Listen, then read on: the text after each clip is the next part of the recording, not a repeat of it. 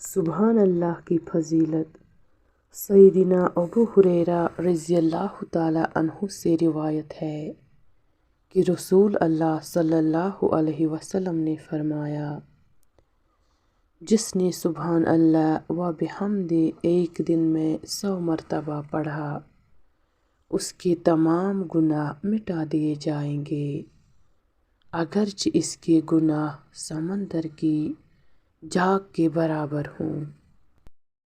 اچھے برتاؤ کا سب زیادہ مستحق کون ہے؟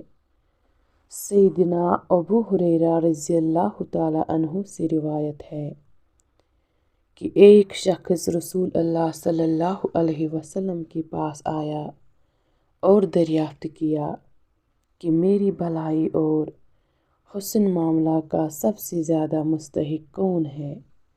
آپ صلی اللہ علیہ وسلم نے فرمایا، تیری ماں۔ اس نے پھر پوچھا کہ اس کے بعد؟ آپ صلی اللہ علیہ وسلم نے فرمایا، پھر تیری ماں۔ اس نے چوتھی مرتبہ پوچھا کہ اس کے بعد؟ تو آپ صلی اللہ علیہ وسلم نے فرمایا، پھر تیرا باپ۔ پڑوسی کے ساتھ احسان کرنے کی وصیت۔ سیدنا ابو شریح رضی اللہ عنہ راوی ہے کہ نبی کریم صلی اللہ علیہ وسلم نے فرمایا، اللہ کی قسم وہ مومن نہیں ہے، اللہ کی قسم وہ مومن نہیں ہے، اللہ کی قسم وہ مومن نہیں ہے۔ دریافت کیا گیا کہ رسول اللہ وہ کون شخص ہے؟ تو آپ صلی اللہ علیہ وسلم نے فرمایا، جس کا پڑوسی اس سے تکالیف اٹھاتا ہو۔ کم آدمی زیادہ آدمیوں کو سلام کرے۔ سیدنا ابو ہریرہ رضی اللہ عنہ سے روایت ہے کہ نبی کریم صلی اللہ علیہ وسلم نے فرمایا، کم عمر والا بڑی عمر والے کو اور چلنے والا شخص بیٹھے ہوئے شخص کو، اور کم آدمیوں کی جماعت زیادہ آدمیوں کی جماعت کو سلام کرے۔ ذکر الہی کی فضیلت۔ سیدنا ابو موسیٰ اشعری رضی اللہ عنہ نے کہا کہ نبی کریم صلی اللہ علیہ وسلم نے فرمایا، جو شخص اللہ کا ذکر کرے اور جو ذکر نہ کرے، ان کی مثال زندہ اور مردہ کی سی ہے، یعنی ذکر کرنے والا زندہ اور ذکر نہ کرنے والا مردوں کی طرح ہے۔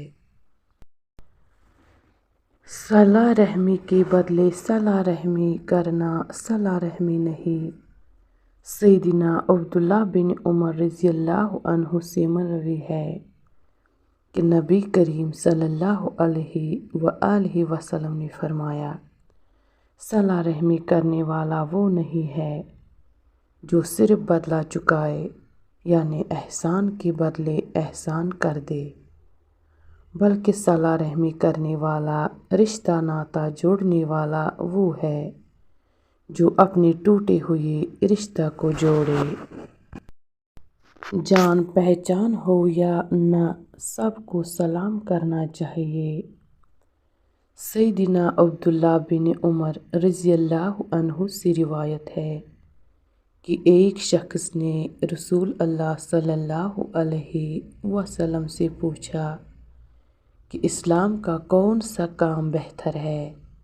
تو آپ صلی اللہ علیہ وسلم نے فرمایا، محتاجوں کو کھانا کھلانا، اور جس کو تو جانتا پہچانتا ہو اور جس کو نہ جانتا پہچانتا ہو، غرض سب مسلمانوں کو سلام کرنا۔ تکلیف یا مشکل کے وقت دعا مانگنا۔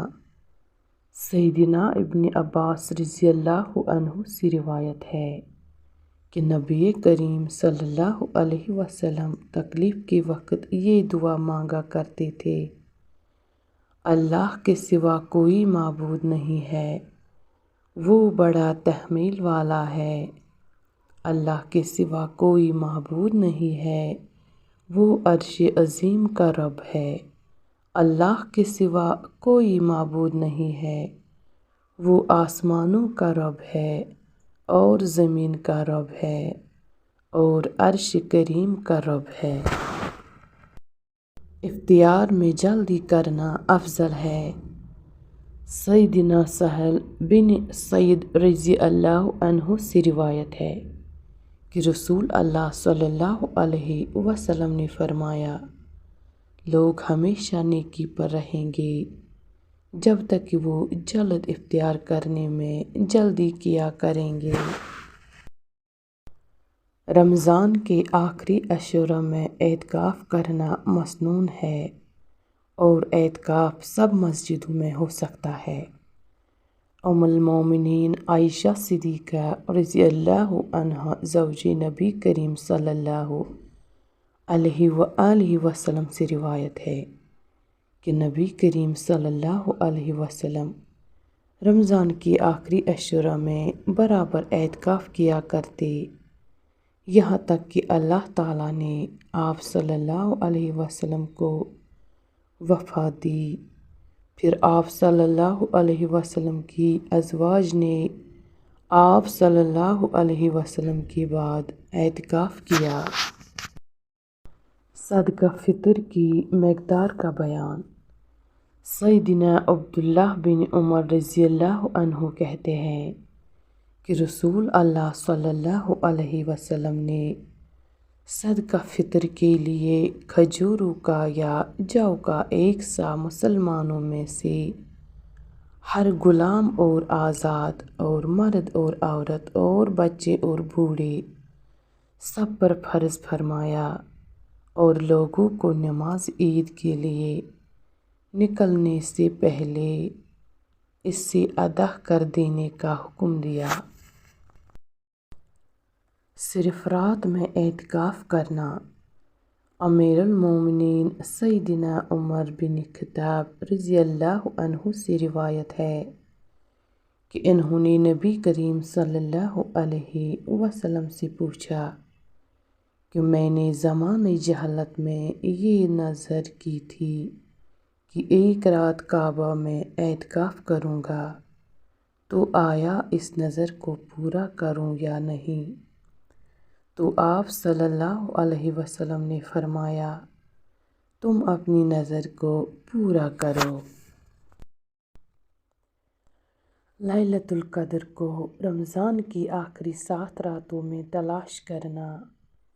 سیدنا ابن عمر رضی اللہ عنہ سے روایت ہے کہ نبی کریم صلی اللہ علیہ وسلم کے اصحاب میں سے کچھ لوگوں کو لیلۃ القدر رمضان کی آخری 7 راتوں میں خواب میں دکھائی گئی، تو رسول اللہ صلی اللہ علیہ وسلم نے فرمایا، میں دیکھتا ہوں کہ تمہارے خواب آخری 7 راتوں پر متفق ہو گئے ہیں، پس جو کوئی لیلۃ القدر کا متلاشی ہو تو وہ اس کو آخری 7 راتوں میں تلاش کرے۔